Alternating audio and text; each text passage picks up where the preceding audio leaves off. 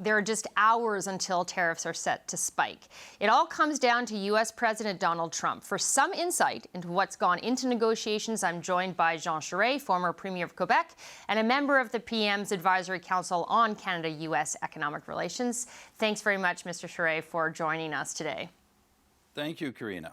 Okay, so sort of the question everyone has on their mind is do we have any sense of where things are at? How close or far are we? The last time I think we heard, they were still far apart, and we all expect that this may go down to the wire, and it is not surprising that you're not hearing any comment come out at this time. That's the way it should be, if they're down to the last strokes. Now, that being said, it looks like it could not happen. There would be no deal, and if there's no deal, the Canadian side's been very clear. Prime Minister Carney's been clear. There will be a retaliation. It'll be strong, and it's not going to be good for Americans. It's not going to be good for us. And this will be accompanied by measures to support specific industries who are going to bear the brunt of what these new round of tariffs are, and those who are already suffering. So that means that there's going to be a two-pronged response to what's happening by the end of the day. And I do want to get into that potential response in a moment. I'm going to unfortunately put you on the spot and just ask if you know anything about the Politico is reporting that there is some kind of deal on President Trump's desk as we speak. Can you confirm that? Do you know anything about that? What can you tell us? No. Well, okay. No, I don't know, and no one at this point, I really think, knows, and it's par for the course. I was around in 1988. That's how old I am, when Ronald Reagan and Brian Mulroney at 5 to midnight reached a deal for the free trade negotiations. So this is par for the course. I mean, this is the way these things unfold.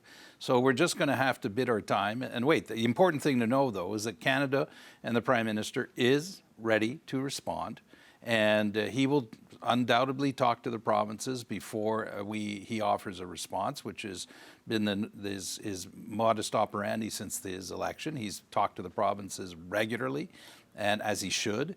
And then we will brace ourselves with what will be probably a difficult period if the Americans decide to go ahead with this. Mm-hmm. Now, I think everyone agrees that there's nothing like a deadline to focus the mind. And so I guess I'm taking from this that we talked to you a couple of weeks ago and you talked about the deadline. It does seem like you're not surprised that it's come down to these final hours. But in terms of the deadline itself, there's much belief out there that Donald Trump, this was a way to get things moving, and that it was a hard pressure negotiating tactic from his end.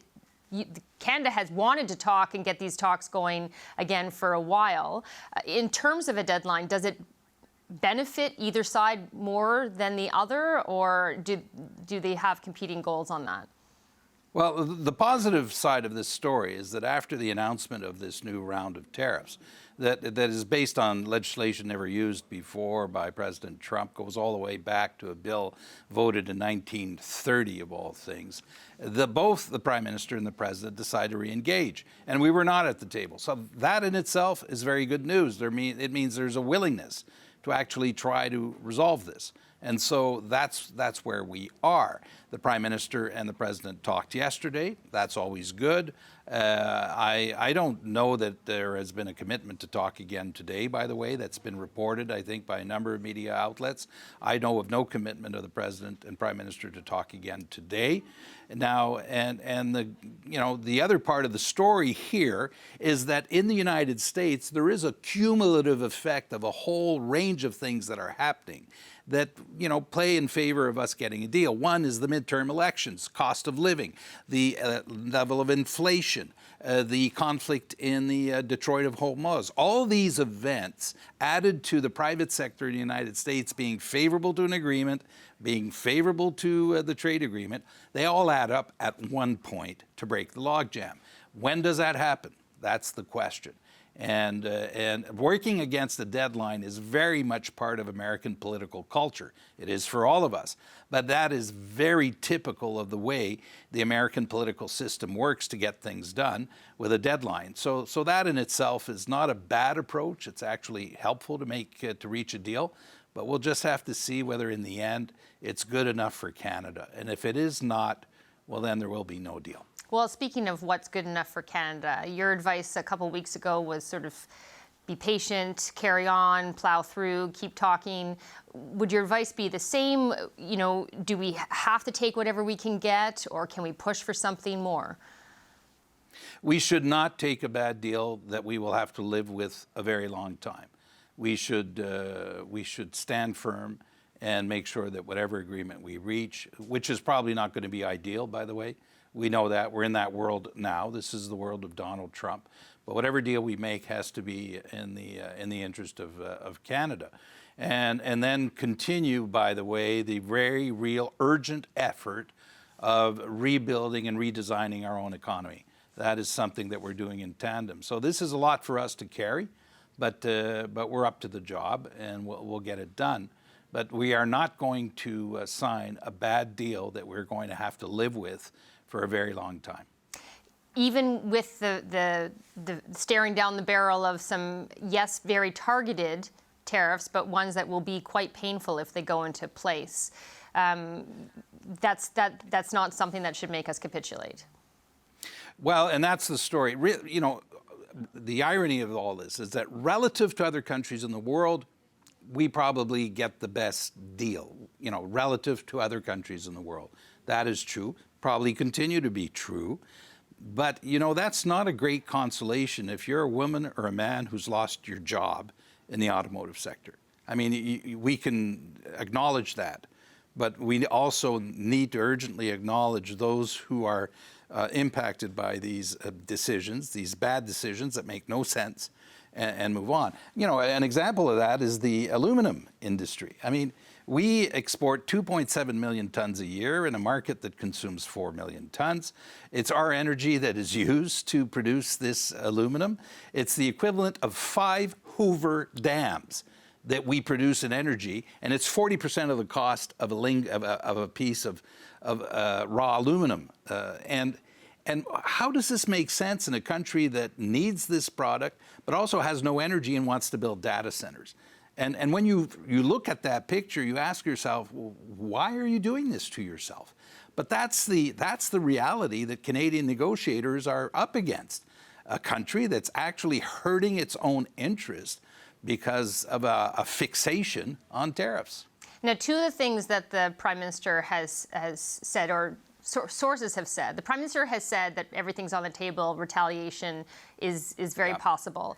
But sources have also said that there's really no appetite in the Canadian public for continuing with talks if this doesn't end up in a deal and we are faced and hit with these tariffs. Saying that we're not appetite for further talks and that this is a cliff we're facing, is that a bluff or is that for real? I wouldn't describe it as a cliff. The world is not going to stop after the 19th of August. The world will go on.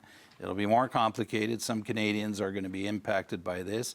And it is our job then to help them and to support them as we get through this. Now, and at one point, the negotiations will start up again. And the midterm elections will happen. There's the issue of the conflict in the Detroit of Hormuz, which has an impact on the energy market. I mean, a pile of things are going to happen. And so we should just stay cool and pursue this. We're not as big as the United States. We know that. And we have to be more strategic. We have to be smarter. And we have to have a hard look at ourselves and our own economy and what it is that we have to do here at home to make ourselves more competitive. So that in 20 years from now that we thank Donald Trump for having forced us to have a hard look at it. I know it sounds unusual to say that. And no one's feeling that way today. No. But, you know, but we have to look at the longer term perspective on where our interests lie in all of this. Yes, I understand what you're saying. I think it is hard, though, for people who are facing a loss of a job immediately to feel thankful, but I get your point. We have to leave it there. Thank you very much for your time, former Premier Jean Charest, and also the member of the Prime Minister's Advisory Council on Canada-U.S. economic relations. Thanks very much. Thank you. Panel is here to talk about this. Emily Nicolas is a columnist for Le Devoir. Supriya Dwivedi was an advisor to former Prime Minister Justin Trudeau. And Ginny Roth is a former Conservative campaign strategist. Welcome all. Supriya, I'm going to start with you. What is your sense of how close we are to a deal, if we're going to land this, if we're not at all? What's your sense of it? I mean, look, I'm cautiously optimistic, I guess, but I would just say that even if we do get a deal, we know that up until the very last minute, the president has the tendency to kind of play around with stuff. Josh Wingrove of Bloomberg News pointed out on his own Twitter feed that he did this with Japan, where he was quite literally crossing stuff out at the last minute. So I think at the very best, it's safe to assume the next little bit will be uncertain to a certain degree. But the other thing in all of this, I would say, is that Trump ultimately is quite weak domestically, whereas Prime Minister Carney is very much not weak on the home front, right? So I think the president, the PM rather, can afford, and the Canadian side can afford to walk away from a bad deal that ultimately isn't in the economic interest of Canada and Canadians.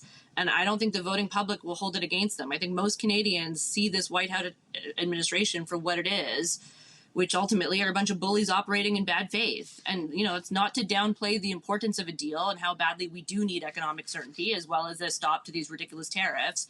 But we shouldn't act as though Canada has no cards here. The midterms might bring us some reprieve. And aside from that, there are 20 or so individual states that are suing the administration for their tariff policies.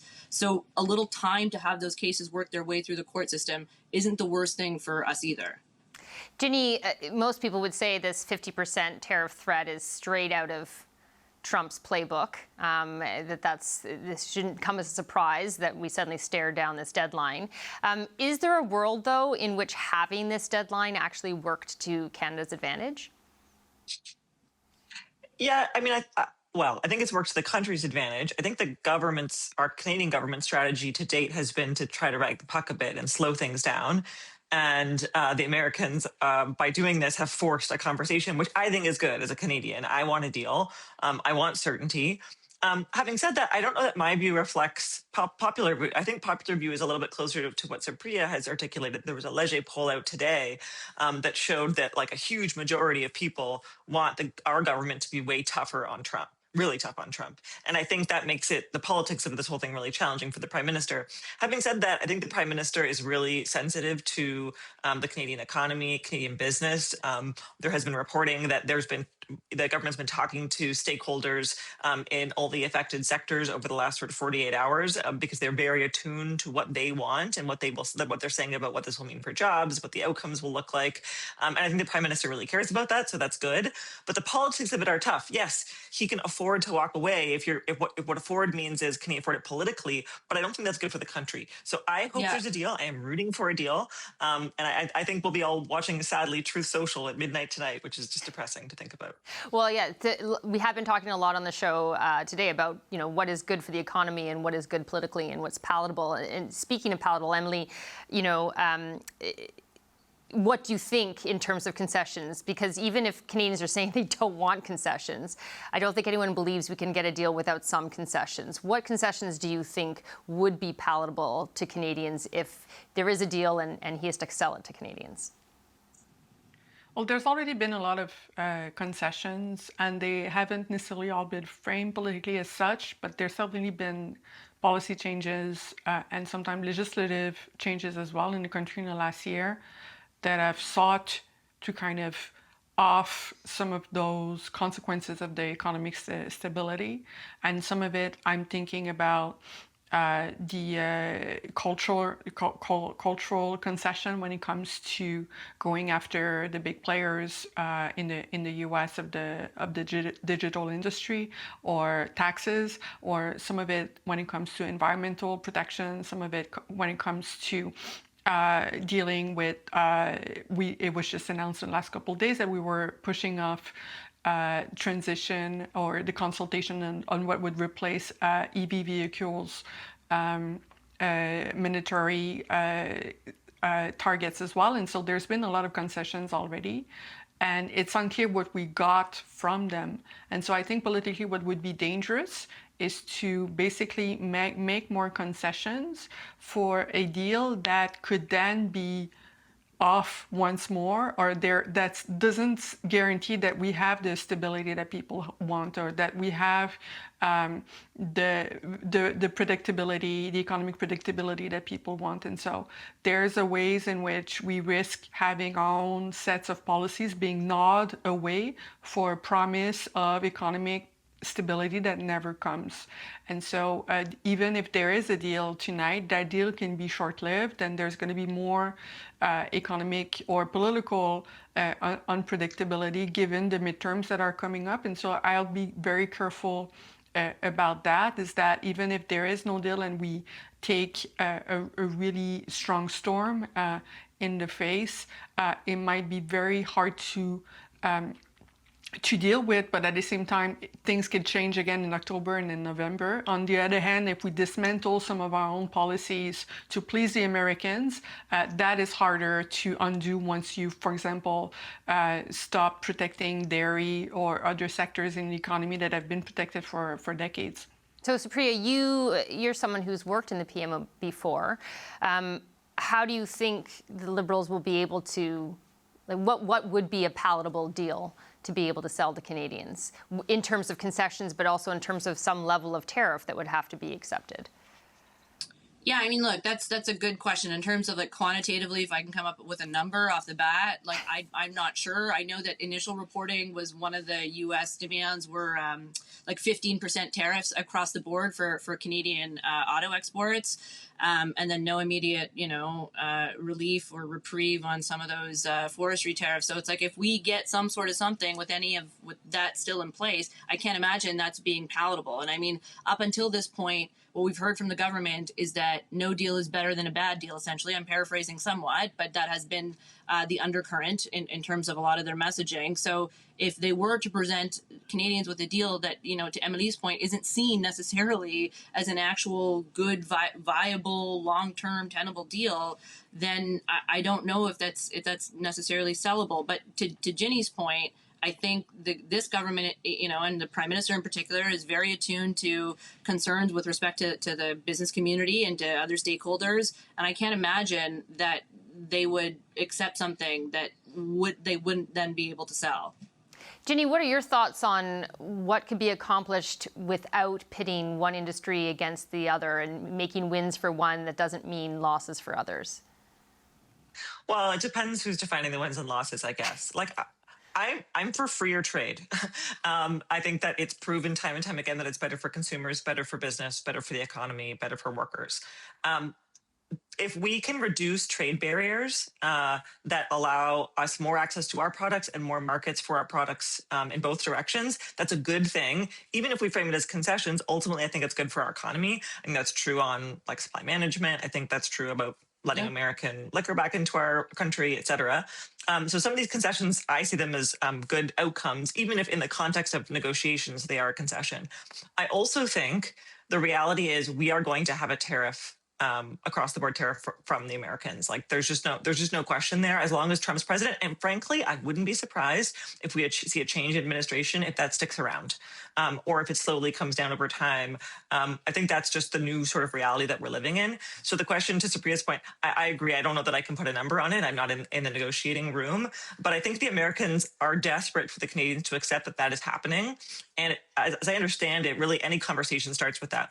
There will be a tariff. The question is, how much is the tariff? And then beyond that, what do the barriers look like? Because there are non-tariff barriers that really distort economies and that create less choice for consumers fewer markets for Canadian producers, et cetera. And so for me, a positive outcome is fewer barriers in both directions and a low enough tariff that we can sort of live with it and plan around it. And in the context of a deal or no deal, a lot of investors, entrepreneurs, business people are saying certainty is important. So even if Canadian voters don't want a deal because they feel angry, and frankly, because they got all whipped into a lather in the last election campaign with, I think, really irresponsible political rhetoric, that's an unfortunate reality. But the people who make jobs in this country and invest to try to create wealth and prosperity for everyone want the certainty that comes with having a deal and being able to plan ahead.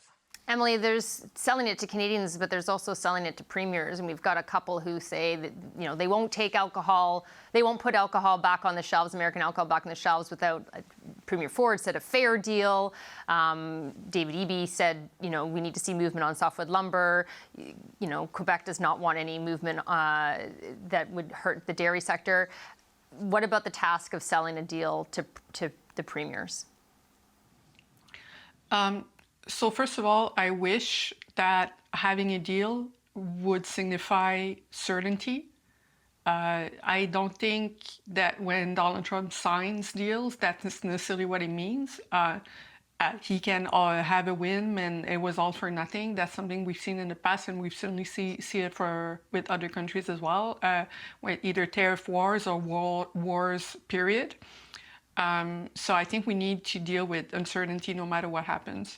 That being said, I think depending on who gets to have concession or has to have concession, it's going to be hard for it not to become a regional feud in the country, because the different industries that can be impacted are so linked to one or two provinces or another.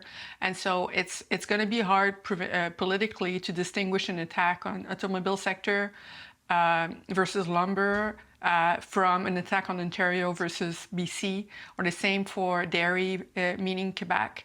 And so that already is going to has been playing a role in Canadian unity. Premiers not being able sometimes to speak in one voice, because Alberta has been very much spared in some ways by this economic war so far, this commercial war so far. There hasn't been question of tariffs on oil and gas, and it hasn't been the same in other parts of the country, and it plays a role in the national conversation. Just this morning, as Quebec is going into an election, Paul Saint-Pierre Plamondon, the leader from the Parti québécois, who's the leader in the poll, said he wouldn't do a referendum as long as Donald Trump is in power. That's important political news today. I don't know what it's going to mean for Alberta in the fall, but all of that certainly is becoming more of a political conversation than an economic conversation. And God knows that in this country, sometimes when premiers have to face political consequences for what Donald Trump is doing, sometimes blaming Ottawa is a good way to sort of pass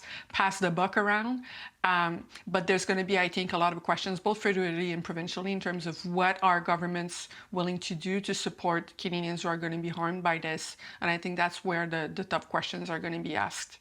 So Priya, the premiers have also been tasked with drawing up lists of possible retaliation. Where do you think Canada should focus that if it comes to having to retaliate? I mean, that's a good question. And I would imagine that they would have to, again, to Emily's point, figure out what would be palatable in terms of, regional interests. We've heard Premier Ford, for example, muse about turning off the taps in terms of energy for, some of the U.S. And we've heard Premier Smith out in Alberta come out quite strongly to say no can-do'sville. Like, that's not something that they're willing to do. So whatever we hit back with, it's going to have to come with some level of agreement or, unity, or at least, even if they're disagreeing behind closed doors, there's like a united front in public that's presented. Ginny, final thoughts to you. In terms of the retaliation, we even have former Conservative leader Erin O'Toole, who's now part of the advisory committee, saying that Canada will have no choice but to retaliate if these tariffs go ahead. And it wasn't too long ago where he and other former Conservatives or current Conservatives were saying no, retaliation is a terrible idea. If this happens, if we are hit with these tariffs, does Canada have no choice but to go ahead and retaliate? And if so, how do you think they should go about doing that? I mean, personally, I think most forms of retaliation remain poor public policy because they amount to self-harm. They hurt our consumers, our producers. And when we talk about major industries, particularly industries out west, where we're talking about natural resources, these are in the billions and billions of dollars to our economy. And not to get into the game of comparing, but that blows things like Ottawa out of the water. In terms of our impact and dollar figures, right? So I get really nervous about that kind of conversation.